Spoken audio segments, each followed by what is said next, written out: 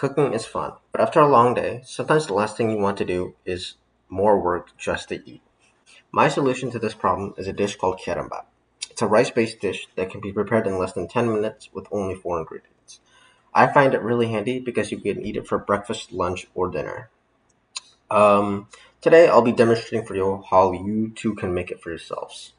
In this demonstration, I'd be showing you how to make the dish in real time to show how simple it is, but there was a recording failure, so I already kind of finished it. But I'll show you the process of walking through it.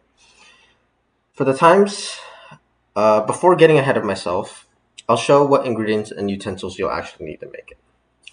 I'll then show the process of preparing said ingredients, and then how I personally enjoy and add on to the dish for myself.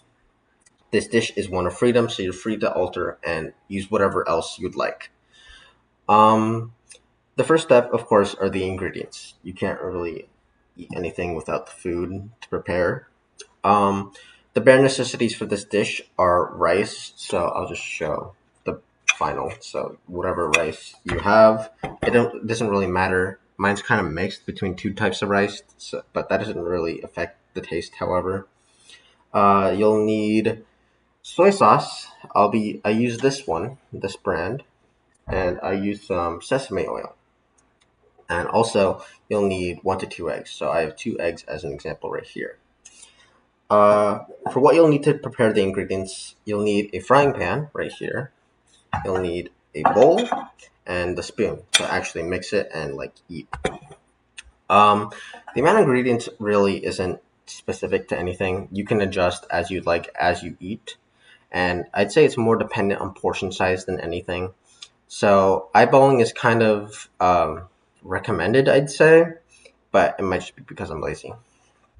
Um, Once you have all the ingredients and tools you need to actually cook, I'll show the process of actually making it.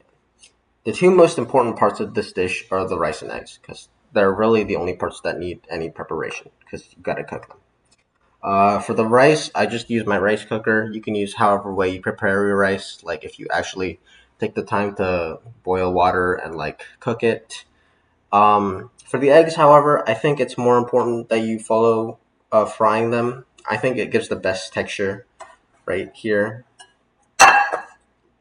because the crispy bits really help bring out the rice, and I'd say like because boiling them wouldn't really work the because the yolk is like solid. I'd say the most important part is having the yolk be still liquidy. Um, for that, after you prepare your eggs, however way you wish, because I can't really stop you, I'm just gonna fry them, pretend I'm frying them, but just leave them onto your rice, right? Because you're not gonna really be doing anything with them for now. If the rice and eggs were the foundation, you have the soy sauce and the sesame oil as the binder and edge. The soy sauce really brings out a saltiness in the comparative mellow ingredients so far. Like I'd say the egg yolk is pretty mellow, and rice is more like a base to work off of. So having soy sauce bring that extra kick into it is really nice. And sesame oil is good for bringing the texture all together. Because like if you don't do it otherwise, it kind of really turns into mush that clumps together. It's not really nice to eat or have as a feel in your mouth.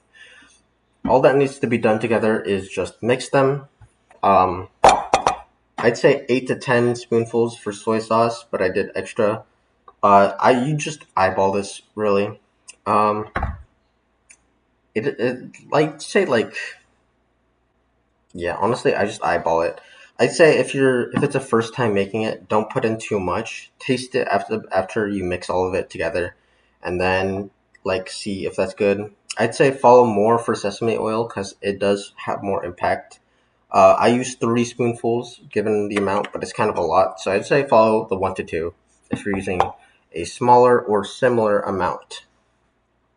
Without prior explanation, all this really comes down to mixing. You just fry your eggs, you get your rice, and the other two ingredients, you put them together, and then you mix.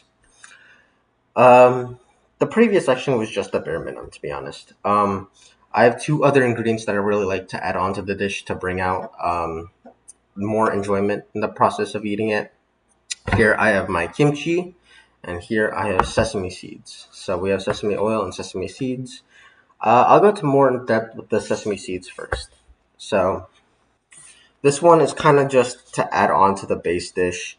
Having these tiny bits and crunch into each bite is really nice because everything else so far doesn't really have any outstanding texture besides like the every other like crispy bit from the fried egg, but this really makes it more consistent in the crunch. So you have your more um, m- like mushy rice bits, and then you have the crunch in between with the sesame seeds, and it really brings some brevity in like the like process of eating it and feeling it in your mouth. The same idea goes for kimchi as well. The kimchi is crunchy, but most importantly, it's a contrast in flavor, right? Because kimchi is like spicy and not really for me, but like it's spicy, it's refreshing, and it's like it's usually eaten like as a cold side dish, right? I like that as my side dish. You can add it if you want, but I personally don't. So you get the main principles between these ideas are contrast, right? You get contrast in the texture in your mouth. You get contrast in the flavor and texture with the kimchi. These are really just like to deepen the experience of eating. In conclusion, we just looked at the ingredients and how to prepare them and bring them together just to make this what we have right here, right? What I really wanted to get out of that is that it's a super easy and fast dish that anyone can fall back on to fill up their stomach. In these times, like I know people like to get fast food or food deliveries, which can be expensive or unhealthy. I just want to give this and show this recipe for a try.